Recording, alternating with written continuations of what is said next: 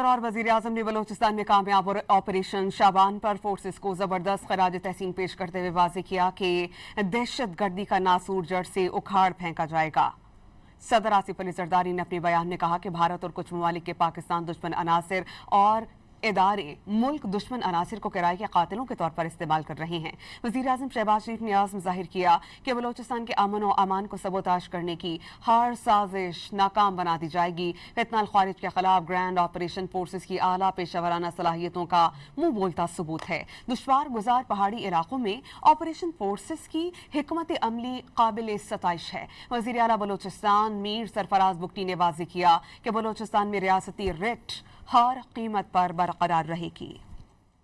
सदर और वज़ीर-ए-आज़म ने बलोचिस्तान में कामयाब ऑपरेशन शाबान पर फोर्सेस को जबरदस्त खराज तहसीन पेश करते हुए वाज़ेह किया कि दहशत गर्दी का नासूर जड़ से उखाड़ फेंका जाएगा। सदर आसिफ अली जरदारी ने अपने बयान में कहा कि भारत और कुछ ममालिक के पाकिस्तान दुश्मन अनासिर और इदारे मुल्क दुश्मन अनासिर को किराए के कातिलों के तौर पर इस्तेमाल कर रहे हैं।